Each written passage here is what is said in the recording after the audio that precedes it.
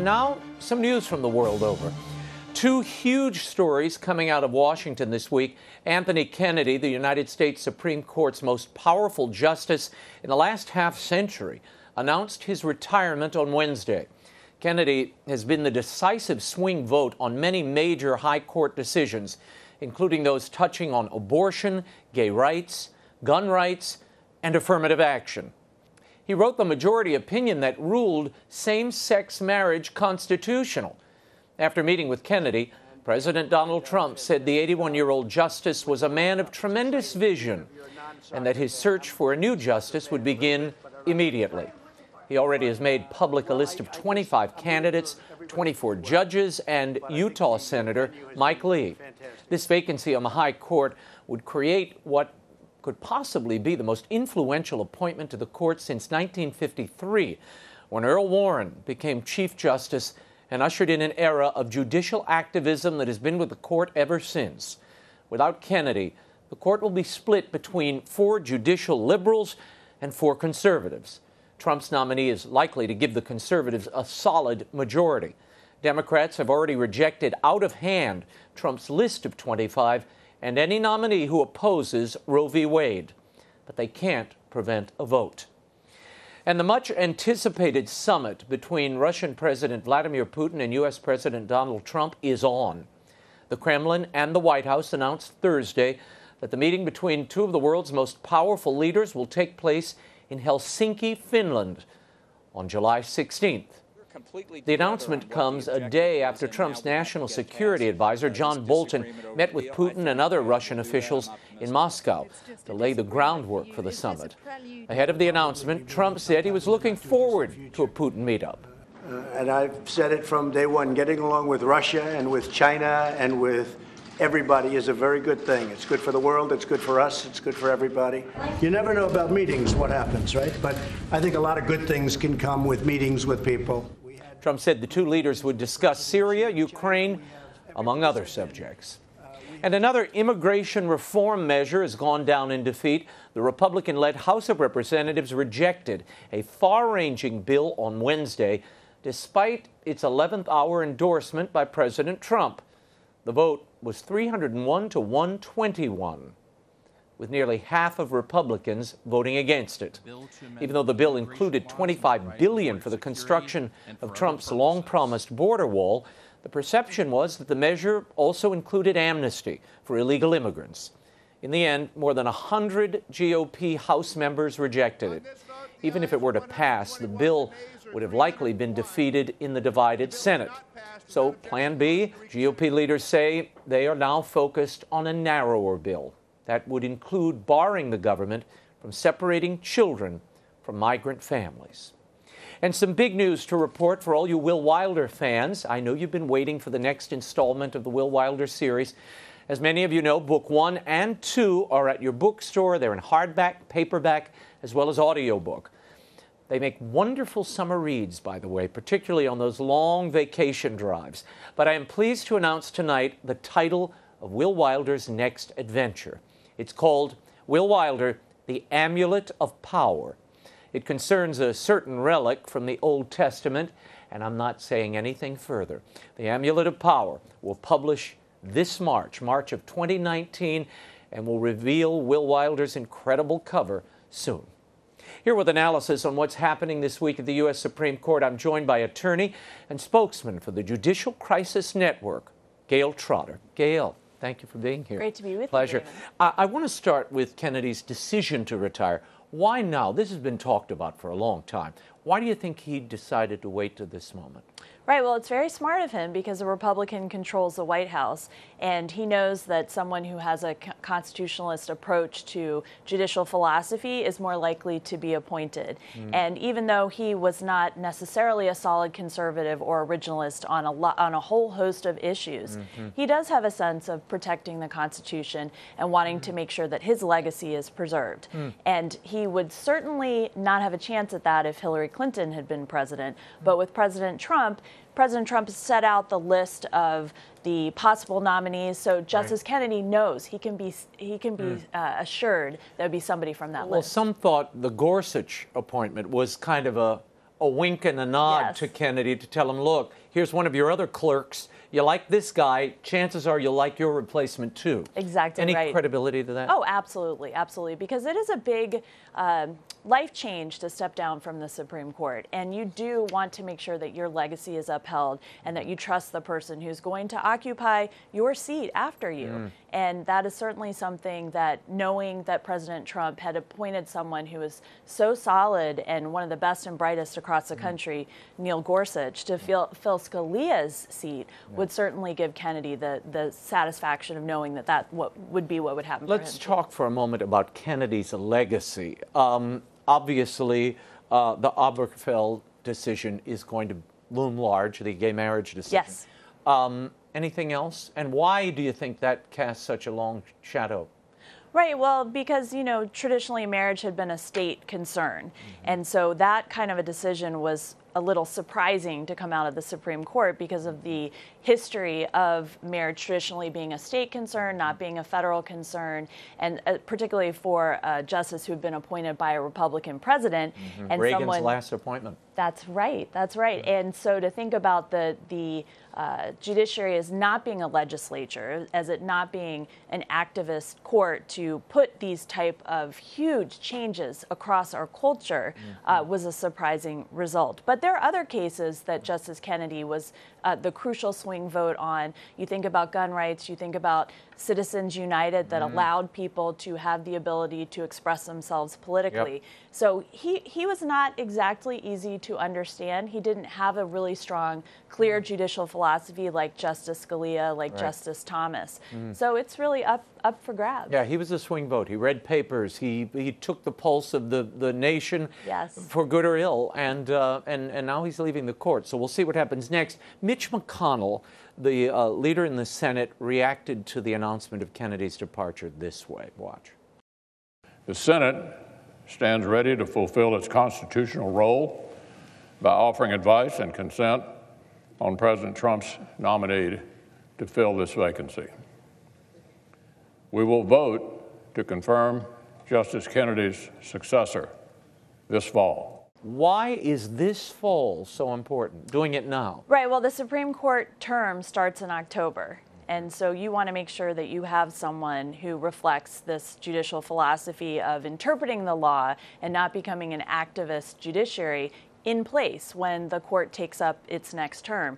Certainly there continue to be big issues that the court has to decide, and Mitch McConnell knows that to have the ability to have the justice there is going to make a difference in all of these cases. Is this a way to galvanize the Republican base before midterms? True. On the political issue, certainly because this that's helped the Donald case. Trump a great deal during, the Access Hollywood tape dropped, and most of those who voted for him said it was because of the SCOTUS appointment. Right, and it's an important fact to know that of people who voted in the 2016 presidential election, 1 in 5 said that their primary reason for voting was because of the Supreme Court, and of those people, 58% of those people voted for Donald Trump.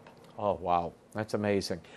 Give me your sense of where the next movement is here politically. Well, let me play this for you first. This is Chris Matthews in his advice to the Democratic caucus. Watch. Well, I don't think the Democrats should allow even meetings to occur with Trump's nominee to fill this vacancy by Justice Kennedy. I think they have to fight eye for an eye for what happened in 2016, where the Republicans led by Mitch McConnell refused to even consider or even meet with Merrick Garland. Many Democrats I spoke to this week are saying, you know what?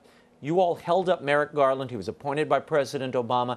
And then Mitch McConnell said, we can't vote on this. We have an election coming up. Right. Well, we've got an election coming up now. So why should they consider whoever the president puts forward? That's a great question, because when roles were reversed and President Obama appointed Elena Kagan, it was right before a midterm election. And if you go back and look at the Senate Democrats who pushed for her confirmation, they're the same people who are now complaining that they don't want to hear and they don't want to have a vote for whoever President Trump's nominee is going to be. So then that gives you the idea that maybe it's just political. It's not a real deep principle that they have behind Well, this. look, there's a lot of hypocrisy on both sides in this thing. True. And we should recall, Harry Reid is the guy who lifted that rule. What is the rule where if a nominee is considered just unacceptable, any member of the Senate can shelve that candidacy, that nominee for the Supreme Court, and I think any federal court, right? Yes. But Harry Reid did away with that rule. Right. And they thought they had power and that they were not going to lose power, and they were focused on the short term. And despite the fact that the reason they have that rule is to try and promote Senate collegiality, they decided to blow that up. And now it's coming back to hurt them. He also waived the majority. You needed the supermajority to get any federal judge through the process. Harry Reid waived that and made it a simple majority. He just rewrote the rule. 51 votes. Well, it seems that rule change has continued under Mitch McConnell, because that's how Gorsuch got there. Absolutely. And on the political issue related to this, there are 51 Republicans, so they have the ability to push this through procedurally. But I think they're going to be able to peel off many of the Democrats too. You look at Joe Manchin in West Virginia. He's from a red state that has a lot of support for President Trump. It's a more conservative, more socially conservative state, and he is really hanging on by his fingernails in his upcoming election prospects. So you may see a lot of these Democrats say, well, we don't really support this nominee, but we're going to vote for this nominee. They'll have some, justification for it, but really it comes down to making sure that their base of support in their states don't hold it against them that they've opposed President Trump's nominee. So you think the Chuck Schumer recommendation this week that no nominee of the president for the Supreme Court should be even entertained until January of 2019, you don't think that's going to happen? No. And I think there's going to be significant outcry against that. And Mitch McConnell was so superb at making sure that the pressure from the media, from a lot of the elite institutions related to Merrick Garland, did not waver the Republican coalition. I think you will see the same sort of leadership from Mitch McConnell in making sure that President Trump is able to get his nominee a fair hearing. I want to mention one thing to you. One of the things we've been hearing a real outcry about, and this is where I would take a little issue with what you said. I think Mitch McConnell's going to have a tough time, because many Democrats, many people on the left are saying, wait a minute, this is not just any Supreme Court justice leaving. This is the swing vote who protected Roe v. Wade. Listen to Cecile Richards, the former president of Planned Parenthood. The folks that have been put forward already are like the most extreme right-wing nominees that you can imagine. This is a right women have had for more than 40 years in America. And it is wildly unpopular to think that you would actually now take away this right for not only women today, but generations to come. How worried should liberals be about Roe v. Wade? Well, this is a scare tactic of those who oppose any nominee that President Trump... Well, he's got the list of 24, and we're going to go through some of these, the possibilities, what we're hearing in the top 5. But go on. And this is not a single issue. It's not about a single issue. And this is not something new, this argument. This was an argument made against Sandra Day O'Connor when she was nominated to the Supreme Court. President Reagan had to deal with that objection to her. So this is not a new play that they are trying to execute against President Trump and his nominee. And it's not about a single issue. The overriding thing that everyone should be thinking about is a philosophical commitment to the rule of law and to upholding the Constitution. And we can't predict how any judge would rule on any particular case, and they have to see the cases that come before them. All of these people on this list, they have a record of being able to be fair and independent. That's part of why they were selected. And that's a good thing. Did the president make a mistake when he promised during the campaign, I'm going to give you pro-life judges? Pro-life judges. Is that the right nomenclature? Well, that could be taken many different ways. Pro-life could mean I want to appoint justices who respect conscience rights. I want to appoint justices who allow there to be space for religious faith on this issue. You see that the Supreme Court was really tending towards not respecting religious faith and conscience rights, particularly of Catholics related to abortion, but in a larger venue of related issues as well. So he said that definitely was to fire up his base, but it could be interpreted in many different ways. How long before you think Justice Ruth Bader Ginsburg retires? I think she's keeping her vitamins. She wants to hang in there as long as possible. Is she 85 now? Yes. I hear they literally carry Justice Ginsburg in at this point. So, well, and how amazing is that? I mean, what? No, she's tenacious. Yes, tenacious. Yes. Fierce. Let's run through some of these possible nominees. I am told and heard rumblings from those who are vetting such things that these are the 5 people the president is considering most intensely. He's supposedly going to have a series of meetings, meet with 4 of these people, maybe not exactly these people, but 4 candidates before an announcement. But one gets the feeling the announcement's coming soon. Yeah, it should be. Generally, it's within 2 to 3 weeks, and then it usually takes about 70 to 100 days to have the hearings and to have the nominee confirmed. So this could be very fast moving. Wow. Tell me about Brett Kavanaugh. He was a Kennedy clerk. What else do we know about him? He seems to be at the top of this list. Right, and he's right here, D.C. Circuit, and the D.C. Circuit is really a feeder for the Supreme Court. So he has a history of a strong judicial philosophy, and he would be a great pick. He dissented on that case where you had the illegal immigrants suing for an abortion. The court went and allowed that. He dissented there. Is that a tell? I think it would be. And so that would be an example of a case where we're talking about the pro-life, where it's not just Roe v. Wade. There are a whole host of issues surrounding that topic. He also took the Roberts line on Obamacare. So, that's an interesting... But he was a lower court justice. Right. Lower court judge. So they are bound by the Supreme Court precedent. Ah, okay. Okay, so that may be something. But again, he has a large track record of rulings that one can analyze. That could take a long time to sift through and feel their way through. Let's move on to Amul Tapar.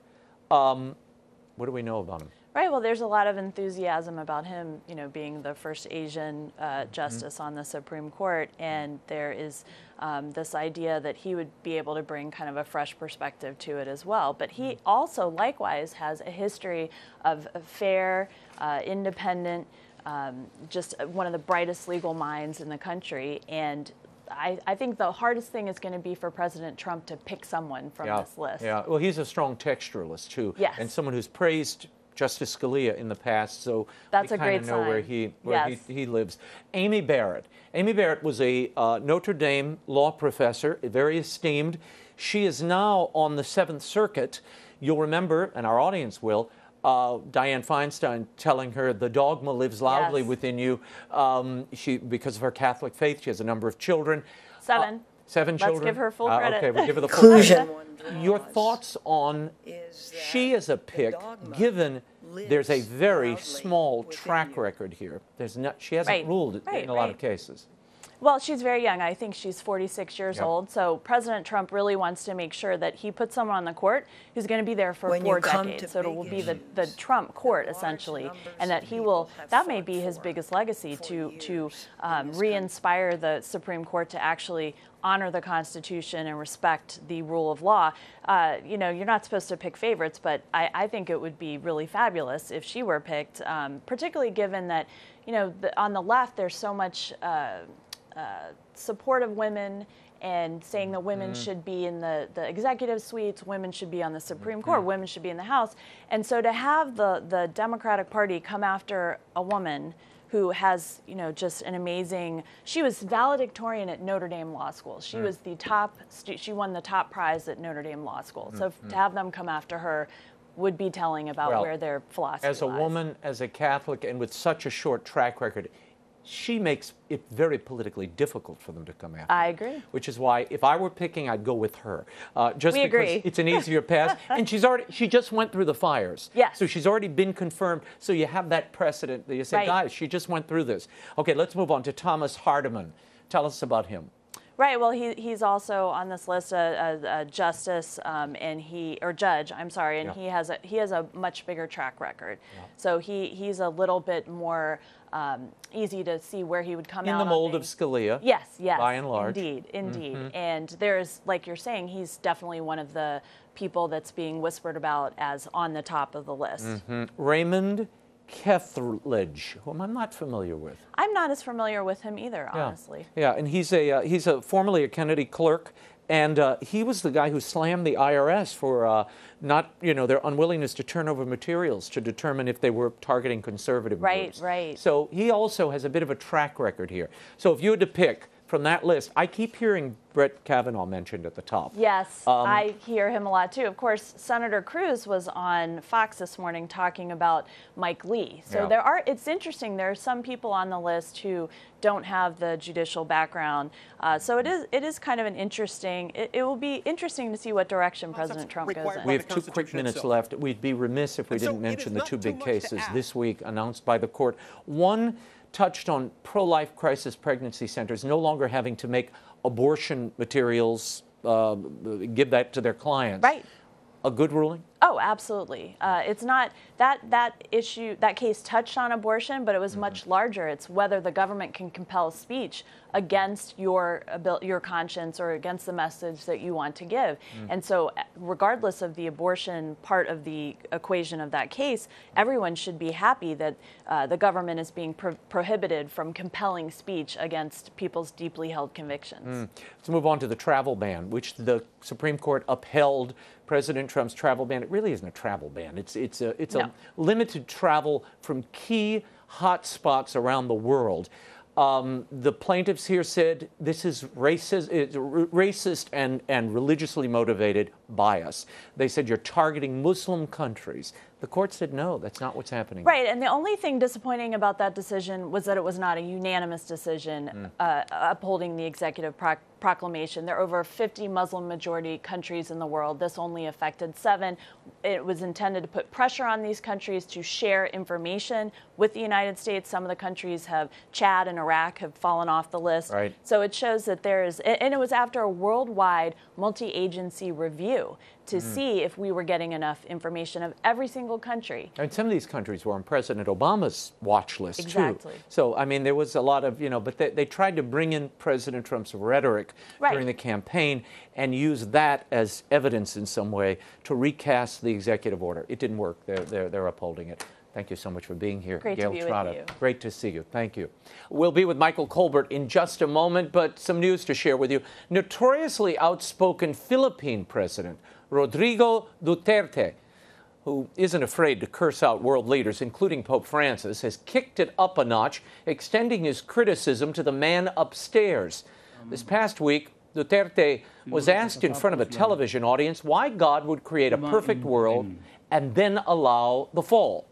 Duterte agreed with the premise of the question, recounted the story of Adam and Eve, and then asked this rhetorically. Who is this stupid God? He followed that up with an equally blasphemous comment, which we won't repeat. The mocking sparked an immediate outrage in Asia's most populous Catholic nation. Duterte's spokesman defended him, saying the Philippine president has a right to express his opinion on religion, and cited his previous disclosure that when he was young, he was sexually abused by a priest. This week, Duterte looked to quell the controversy. He's created an ad hoc presidential committee to open up dialogue now with the Catholic Church, with whom he has been at loggerheads since being elected president. We'll see how that ad hoc committee goes. And the German Bishops' Conference has published a controversial pastoral handout which allows some Protestant spouses to receive Holy Communion with a slight caveat. In a statement published Wednesday, the German bishops stressed that the handout is not a document of the Bishops' Conference, even though 2/3 of the body voted in favor of the guidelines. Instead, it is merely an aid to individual bishops, they say. The publishing of the guidelines appears to have been done in defiance of the concerns from both those within the German episcopate as well as some senior Vatican officials.